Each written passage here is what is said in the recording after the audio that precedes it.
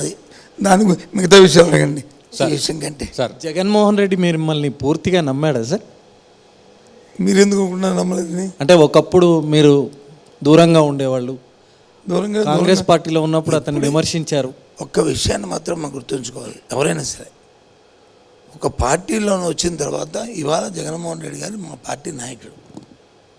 ఆ నాయకుడికి ఆ పార్టీలో నేను చేరినప్పుడు నా ఒక అయిన తర్వాత నేను ఒక ప్రెస్ కాన్ఫరెన్స్లో నేను చెప్పాను ఏమని, 2 మెట్లు దిగి పూర్వం నేను మర్చిపోయి ఇవాళ రాష్ట్ర ప్రయోజనాల దృష్ట్యా, పరిస్థితుల దృష్ట్యా, నా తాలూకా నన్ను నమ్ముకున్న వాళ్ళ దృష్ట్యా నాకు ఇంకో ప్లాట్ఫామ్ కంటే ఈ ప్లాట్ఫామ్ సరైన ప్లాట్ఫామ్ అని అనిపిస్తుంది, కాబట్టి ఇందులో నేను జాయిన్ అవుతున్నానని చెప్పి ఆ రోజు చెప్పాను.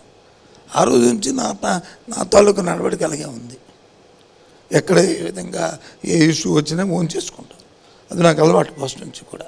రాజశేఖర్ గారు ఉన్నప్పుడు దగ్గర నుంచి కూడా అంతే, ఏ ఇష్యూ వచ్చినా సరే ఇగో ఆయన మనకి అనాలిసిస్ చేస్తే ఆయన అది మర్చిపోయేవారు, ఇంకా ఇది అయిపోతుంది అనే ఫీలింగ్ ఆయనకు ఉండేది, నమ్మకం ఉండేది.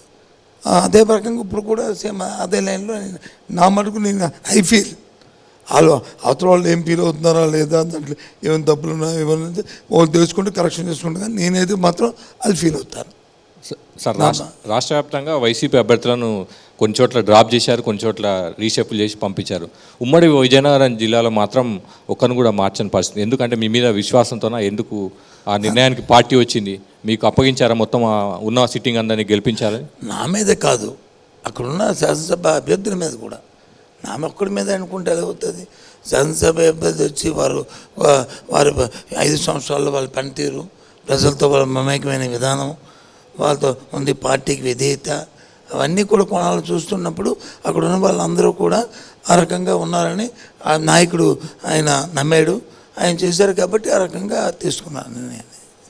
ఎందుకని సార్ మీ జిల్లాలో ఒకరిని కూడా కదపలేదు, కదిలించలేదు? చెప్తాను కదండి, వాళ్ళందరూ పార్టీకి విధేయత, వాళ్ళ పనితీరు, ప్రజలతో మమేకం ఉన్నారు, ఎక్కడ కూడా ఏ విధమైన కాంట్రవర్షియల్ లేవు, ఎప్పుడు కూడా ఎప్పుడు పార్టీ లైన్లో ఎప్పుడు దెబ్బదాటలేదు, ప్రభుత్వానికి ఎక్కడ చెడ్డపేరు తీసుకొచ్చే పనులు ఏ ఒక్కరూ చేయలేదు. న్యాచురల్గా ఎవరైనా ఎందుకు వదులుకుంటాం? బొత్స రాజకీయంగా ఉద్దండు, కరతలా మలకంగా ఉండడానికి ఏ విషయమైనా ఏ సమస్య చెప్పగానే దానికి పరిష్కారం చెప్తారు. బొత్సాకి మొదట్లో జగన్ భయపడ్డాడు, జగన్ని చుట్టూ ఉన్నవాళ్ళు భయపెట్టారు బొత్సతో జాగ్రత్త అని, అందుకోసమే మీరు చేరారు, మీ గౌరవం ఇచ్చారు, కానీ తగిన ప్రాధాన్యత ఇవ్వలేదు. తర్వాత మీ ప్రాధాన్యత తెలుసుకొని కీలకమైన అంశాలన్నీ మీ చేతి మీదుగా, మీ నోటి మీదుగా నడిపించారు.